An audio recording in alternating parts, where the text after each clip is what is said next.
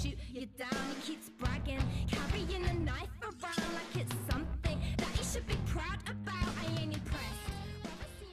Hi, this is Jessen and Aroonachellum for the Fan Carpet. I'm here with Adele and Laura from the web series That's What She Said. They're the creators and stars of the show. Hello. Hi. How are you doing? You alright? How's it going? Cool. So we're talking about this very intriguing web series. Pretty much like Sex and the City for millennials, set in London. Yeah. It's kind of a cross between something like Skins and Sex and the City in terms of age and subject matter. Yeah. Cool. Adele, Lauren, what was the inspiration for your web series That's What She Said? We kind of wrote it and came up with the idea when we were thinking of putting together a show reel for us, because we met on an actors course, so not that far from here in Covent Garden. So we wanted to write something like a little sketch that we could be in and then use for our show reel material. And then I was in LA and you wrote like an idea for it and just said, I've come up with this thing, can you read it? And I was like, oh my god, this is so much more than just a show reel idea. This is a concept for a we need to write the rest of it, because it was one of those things that it needed finishing. Yeah, I think one of the main kind of inspirations for it was a TV show called Girls. It's an American show written by Lena Dunham, and it's about four millennials living in New York. But it's a fantastic series, a comedy series, but it kind of lacks diversity a lot, and obviously being set in America, it doesn't really represent kind of our story. So I think we were quite interested in the idea of kind of showing what it's like to be a young woman living in London. That was our main inspiration, but it was just writing about people that we know, people that we are, we know, we talk to, we deal with on a daily basis, the things that we do, something that we can get to grips with. So what was the inspiration for, so it's 5 main characters, yeah? Yeah, 5 young women, I mean, I think they all are kind of, they represent strands of us, without kind of wanting to be too exposing about our own lives. But they're just people that we know. Yeah, there's definitely bits of us in all the characters, and then there's certain one when we sort of delved into each of them, we just put a bit of things that we relate to and things that we see and people that we know. A few of them are based on people that we know. But we won't tell you. No. Obviously everything's dramatised. Yeah, when they watch it, they can, as the series unfolds, they'll be like, oh, that's a bit like what I did. But that's the whole point, that it's real that it's life, based on stuff that really happens, that we can relate to, and people that we've come across. Brilliant. So yeah. That's great. Because like I was saying, so I've seen the web series, I've seen the pilot, which is online now, if you want to go check it out. And fantastic cast. Now, what I noticed in the cast and in the characters, a lot of diversity. Now, was that something very important to you, to have it diverse, to show not just white English London, but just London as it is, and change the spectrum a bit? Definitely. Absolutely. I mean, that was why we wanted to write the show in the first place. I don't think I've ever worked anywhere or been anywhere where I haven't kind of, especially in London, where I haven't seen a lot of diversity. Even within this country, you know, we have a northerner, 3 Londoners, an Aussie, a Kiwi. Isaac is Asian. There is a lot of diversity, and actually what's kind of important to us is continuing to push that, because it could be more diverse even still. But yeah, no, it was very important to us. Is that something you would like to do more in lead up or follow up to the series? Would you like to include LGB characters? Yeah, absolutely. Different ethnicities. Hannah's character kind of is she does belong to the LGBTQ community. As does Rob. Yes, of course. Yes, so does Rob. Yeah. It was. We certainly want to continue to push for diversity. It's very, very important. Because again, it just comes down to we're inspired by what's around us, and what's around us is so diverse. So why wouldn't we represent that and reflect that within our work? And and celebrate it. Yeah. You know, it's great. Because it's very much in the acting community. It's called BAM. So, and there's been a lot of talk about it recently, and for good reasons, and it's especially recently now that there was a Doctor Who, it's now a woman. Yes! And there's controversy about that, and people, you know.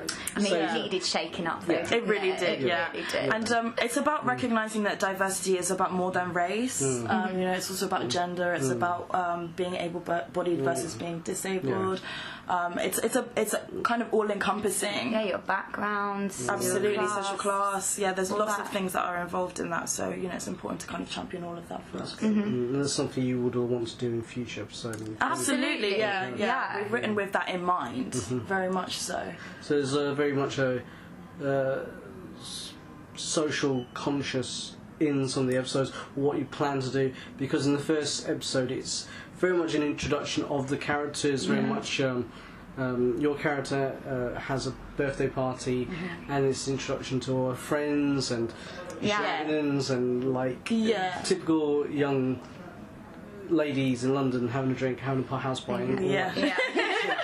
Getting drunk. Having a good time. No, there is definitely kind of a social conscience there, I think. But it's also like, I mean, when we first cast it, we were very adamant that it didn't matter what race you were, what your accent was, you know, if you had any kind of physical impairments or anything like that. It was about nailing the personality, the person. Yeah, but it was so interesting because we're normally on the other side of things. Of so course, we're normally coming into a room, hello, my name is Nora, like, you know, like, profile, but then when we were on that side, it was just, because so we put up a call for it and had lots of, an amazing response to it. Which like 1,500 Yeah, we sat in our favourite little cafe and like went through all the show reels and went through all the applications, and then when we got in there, it was just a case of when someone stepped through the door, we were like, they just nailed oh my, it. that's the them. Girls, honestly, they're and the guys, they're incredible. They really Talk about the actors and the characters, so the audience can have a little bit of idea. Yeah. Should I go through the girls? You go through the boys? Yeah. Okay. So I play Shan. She is, as you said, it's her house party. That's where the whole pilot is set there, and then the morning after, she's kind of. For want of a better phrase, a control freak. So we've kind of given each of the girls like a thing. So then Lauren plays Leah, who's a bit more of a closed book. She's kind of an observer. She's a bit on the outside, and she just is. I think she's got a lot going on, and that all becomes revealed as we go later into the delve into series. But there's a lot going on with her and her social and her family life back at home and things she has to deal with. And they are the oldest friends, so they've been friends since they were like fit into the same bus club together. That's in the pilot. And then we've got Kate Goodfellow, who plays Hannah, and frighteningly like her character actually. She kind of is her. She really is. She's the kind of the feminazi. That's what we've labelled her. So she is the bisexual kind of really strong feminist. She's got very, very strong feminist values, and she's absolutely hysterical. But she's also kind of like a mother figure to the others. She's the oldest of the girls, of the millennials. And then you've got Ella May Hooper, who plays Sophie, who is Shan's friend from university. So she's a northerner, she's new to London. She's crashing on Shan's sofa, and tensions run a little bit high between those two because Sophie is notoriously very flirty, and kind of seems to be stepping on toes a little bit with the boss. Did not register at all. Yeah, she's just one of those people. She just kind of oozes flirt. You know, she's gorgeous, and she's gorgeous stunning. So she really is.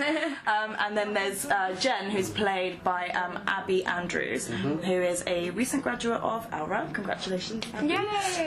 And she winner plays of Carlton Hobbs. Absolutely, yeah. Well done, Abby. And she is the embodiment of the 21st century woman. That's how we're painting. We're painting her with that if brush. she was going to be like a Sex and the City character, she would be Samantha. Yeah, 100%. Yeah, she's Sam. incredible.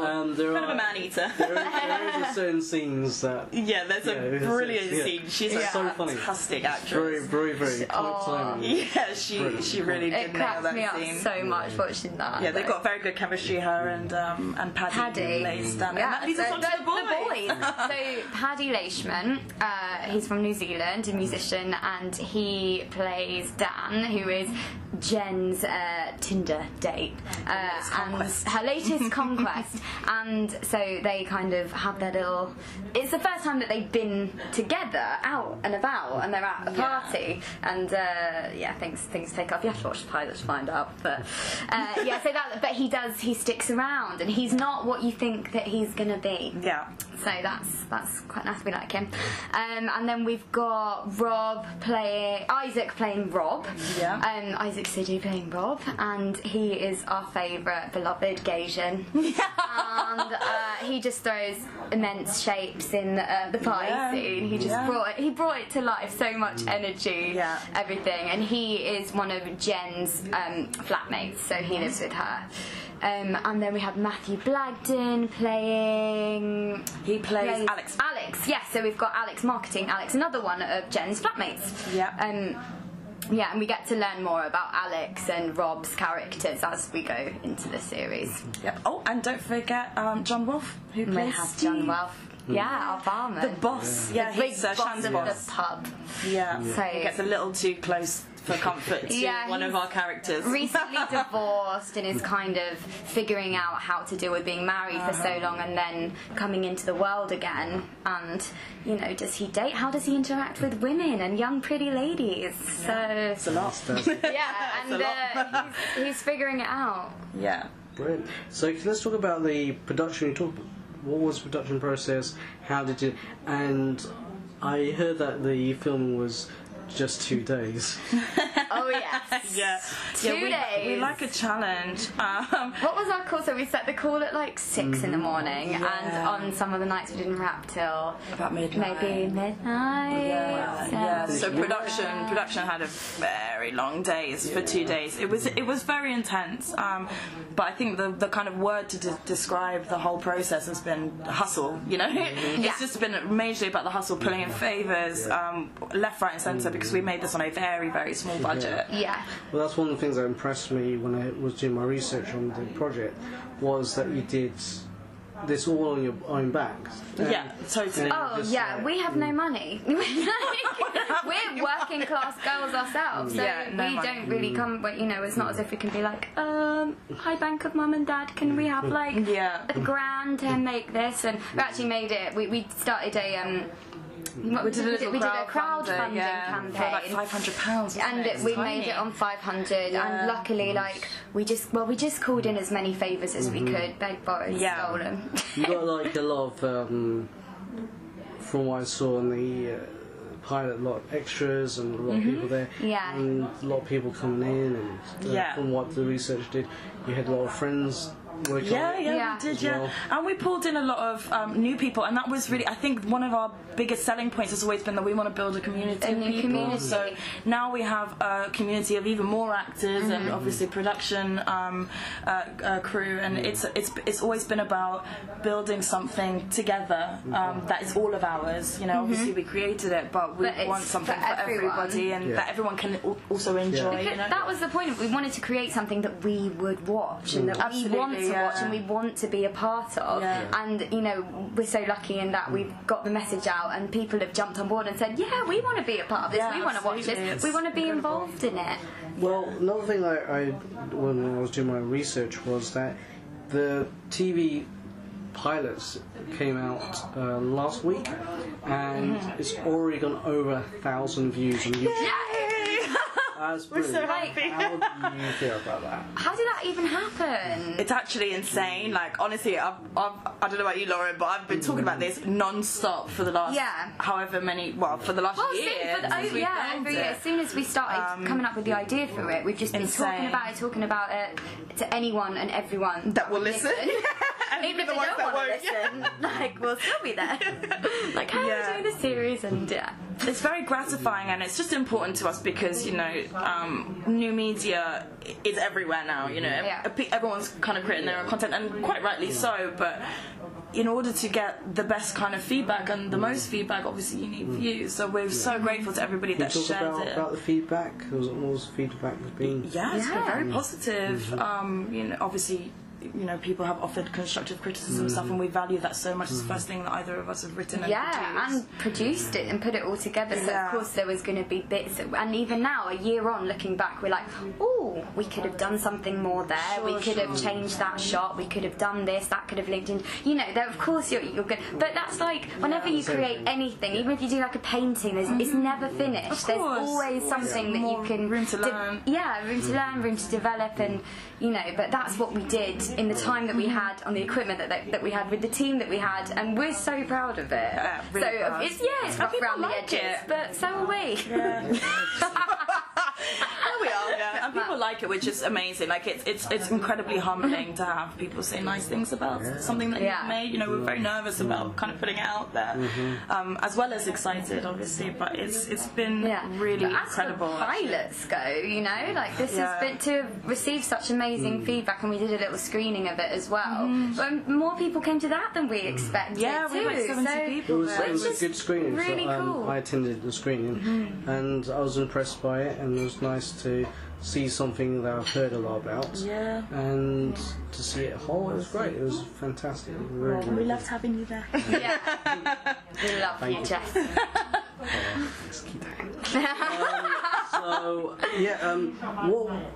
What do you want to see after this? What's your plans? What is your plans for the series? For not just to production-wise, but story-wise, and how do you want to see your careers? What do you want in your careers from this? Wow, that's a meaty question. I think for both of us, we just really want to find the best way of producing the rest of the series, because what we did was, you know, remarkable by anybody's standards to film something in 2 days on no money, but you know, we can't operate like that for the rest of the season. We want people to be paid properly, and we want you know, to have the time to kind of really make it the best that it can be, because it has a lot of potential. I think that's a word that's been bandied around a lot, is it has a lot of potential, but and I think we both know now what we're kind of capable of.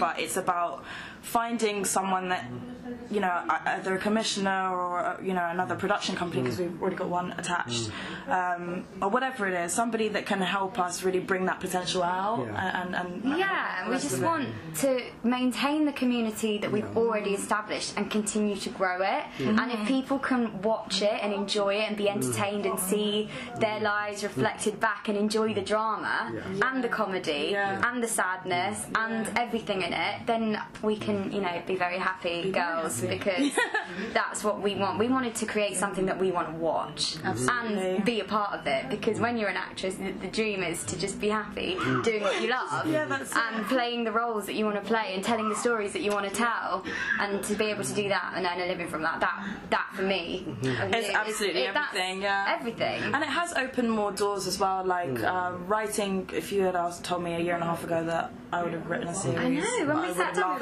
like I would have laughed in your face. But you know, and now I've kind of gone on to write a couple more, because I can't stop now. She's got the book. Yeah, it's insane. And you know, when you're kind of making your own content, you're forced to be director, a producer. I mean, we did have other people on board as well, but you oversee all of these if I things. recall that you were co-directors. Yeah, we did everything. So we sat down and storyboarded for like the whole days before we even went on set. And we didn't really, I hadn't done it. I don't have a background in film or anything, but we kind of said, right, okay, let's sit down, let's map out all the shots that we want. We'd want to like shake things on their head and do it differently and do that differently and have it moving, and you know. And we got in a good friend of mine, Raja. We love you, Raj. Thank you, Raja. Like, who had another. So he worked in the music industry when I worked in the music industry, and he directs lots of music videos. So it has again got that kind of influence creeping in, and pop culture and everything coming into it. You can find it on our channel, which is on YouTube. That's what she said series. So the series will be 6 episodes long. And so you're also on Twitter and Facebook We and Instagram? are. All of our handles are At TWSS series. very easy to remember. Yeah, so easy. And we use that hashtag as well, TWSS series. So please talk about us. Yeah, and check us out and join our tribe. Yes, tribe life. Tribe We life, love it. all about that. We love it. Because you're welcome. Thank you very much. Thank you. Thanks Thank for having you. us. Saying testing, and I'll shoot you down. He keeps bragging, carrying a knife around like it's something that he should be proud about. I ain't impressed. Thank you for watching The Fan Carpet. If you like this video, be sure to click that thumbs up button at the bottom of your screen. And also be sure to subscribe to the Fan Carpet YouTube channels. They're absolutely free and so much fun too. Be sure to check out the official website, thefancarpet.com. Also, you can follow us on Facebook, Twitter, and Instagram to stay up to date with reviews, competitions, the latest news, and so much more.